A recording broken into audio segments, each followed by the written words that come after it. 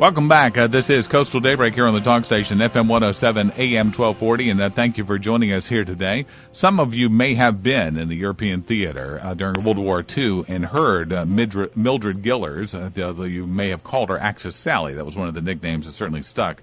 The book Axis. Of other names. Yes, the book. Well, there were some that I'm not going to say on the radio. That's she was what called. I mean. Axis Sally, the American Voice of Nazi Germany, is the name of the book. Richard Lucas, the author, and he joins us now. Good morning, Richard. Good morning, Ben. How are you? Doing well. And where are you today? I am in New Jersey. Okay. Tell me a little bit about why this was an important subject for you. Well, I first heard Axis Sally's broadcast on a website dedicated to World War II broadcast, and I noticed two things about the broadcast. She was relatively skilled as a broadcaster compared to the others on Berlin radio, and there were two very distinctly different voices purported to be her. So I knew there was more than one Tokyo Rose. In fact, Axis Sally was the European counterpart to Tokyo Rose. But I didn't know that there were two Axis Sallys, so I went to research the background of her and found very little factual information, and I realized that there were no biographies of her. And even though she was expatriated and brought back for trial here. She was. She was brought back in 1948 after being interned for little over 2.5 years. But as you infer and talk about in your book, there was an Italian Axis Sally. There was. Yeah. Her name was Rita Luisa Zucca, and her father was a New York restaurateur who she actually renounced her American citizenship in 1940 in order to save the family's land from being expropriated by Mussolini. So she went there, and under the Neutrality Act, she renounced her citizenship. And at the end of the war, they could not do anything. The FBI, in fact, there's a note from J. Edgar Hoover saying we can't do anything about her. She can't be tried for treason because she renounced her citizenship, even though she was this Rita Zucca was attached to a military propaganda unit. But Mildred Gillars, on the other hand, did under some pressure signed an oath to Germany, but did not renounce her citizenship. She never renounced her citizenship, but she did say she had to sign an oath of loyalty in order to remain working after Pearl Harbor. She could not return home after Pearl Harbor, but by the same token, she had to subscribe to an oath, which she went to court and said, well, this actually shows that I had renounced it, even though on the radio she had said, I am 100% American, and I'm proud to be one, but this war is wrong, Roosevelt is wrong, the British are wrong. And that's how it played out. Now, let's talk a little bit about a couple of fronts here. One is that what really took her to Germany, or what kept her in Germany, was love at first. And so, absolutely. What was that story? Well, in 1939, 1940, the United States was pressuring Americans who were in Germany to leave, and the last boats were leaving. She was involved with a man, an Estonian-born German citizen, and he told her that he would not marry her unless if she went back home, and she remained. This was in 1940, before the United States entered, and she stayed, and he was sent to the front, where he was killed after the invasion of Russia in 1941. So he was sent to the Eastern Front and killed. So the Americans were in the war, she was stuck, and he was dead. And then she became a protege, kind of a man that I guess she first met actually back in the 20s in the United States?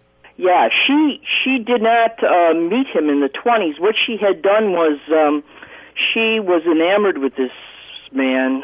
He was a former Hunter College professor who had been basically a propagandist in the classroom during the 30s, and the minute war broke out in 1939, he and a number of other German academics had fled back to the United States. He was a naturalized American citizen, and his name was Max Otto Koischwitz. And this was one of these things where, we're seeing this even today, where people take American naturalization and then proceed to work against the interests of the United States. Right. He went back and was immediately given a job as a propagandist for the Foreign Office and worked directly into Ribbentrop. And again, she was enamored of him, and yes. and together they made a pretty formidable team. They did.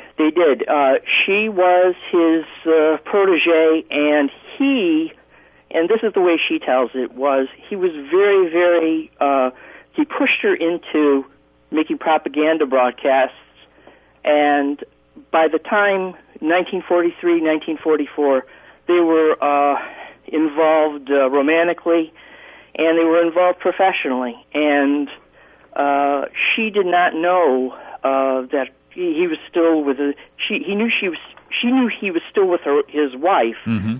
but did not learn that his wife was pregnant again until the day before she had the baby. Wow. And the child was born in a hospital in Berlin. There was an Allied air raid, and the mother, his wife, and the child was killed during an Allied air raid. So again, at the end, he was dead within a year as well of tuberculosis. We're talking to Richard Lucas. The book is called Axis Sally, The American Voice of Nazi Germany. Another thing that you raised in the book is that she considered herself an actress, yes. and that this was a role she was playing.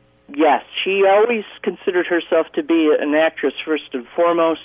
And in fact, the one count that out of the 10 that she was accused of for treason, the one role that she was convicted of was playing the part of a mother in a radio play written by Koischwitz called Vision of Invasion, where she played a mother whose son was on a troop ship going to the Normandy invasion. And she has premonitions, and it's very overwrought, very overacted when you hear the radio play. But that was the one, it was her acting that got her convicted, because the jury found, for all the things she did in Germany and all the things she was accused of, that was the one act that they found met the constitutional provision of aid and comfort to the enemy. Now, she was, again, expatriated, tried, and convicted on that, and she served, how long did she serve in prison here? She was given 10 to 30 years and served 12, and she was served at Alderson Prison in West Virginia, where Martha Stewart was recently incarcerated. And then she also, once she got out of prison, she went back to school in Ohio, I understand. She did, and she received her degree in 1973 at the age of 72. Did her classmates know who she was? No. After some of her classmates started to ask some questions, she would only say, what was she doing? Oh, I was in ladies' finishing school. That is how she referred to prison life. Ladies' finishing school. Yeah, she would. And then some of the things she said would lead them in that direction. And, of course, some people found out who were older, but they, by and large, did not know who she was. In fact, I spoke to people in her later life who were close friends with her who did not know about her background until the newsmen were calling after she died. Did she use her real name ever on the radio? I know she used Midge, I think, at one time. She used Midge. She did not use Sally. She would be heard saying, in the Irish way, I'm a Sally. I'm just a Sally, right. I'm just a Sally. And the name kind of stuck. But Rita Zucca, the Italian woman, American, who was attached to the military unit, she was the one who said, I'm Sally. She was the person who called herself Sally. And she was with she had also a counterpart on air named George Goodell, and he received his instructions from the German embassy in Rome. But Mildred Gillars, she always went by that name after she was released from prison, too? Yes. Wow. She did. She led an intensely private, personal life and would not, very, very rarely give interviews. Right. And in fact, when she did give an interview, I read that her version of events would be somewhat skewed from the court version.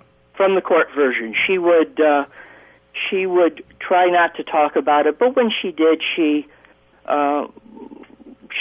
put a spin on it that how could I have known what was going on? There's no way that we could have known, especially with regards to what was happening to the Jews in Berlin at that time. Well, and that's probably likely. I mean, where she was, and that she was not like, she didn't have access to the top brass. I mean, she did not. The propaganda machine was pretty separate from all of that. That's correct.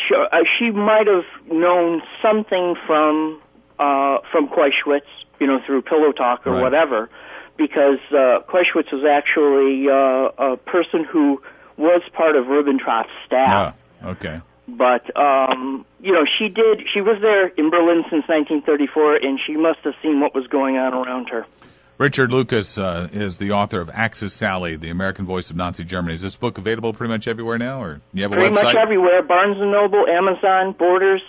It's available everywhere, and you can look on the publisher's website, www.casematepublishing.com. Okay. All right. Thank you so much, Richard. Appreciate you being with us this morning. Thank you so much, Ben.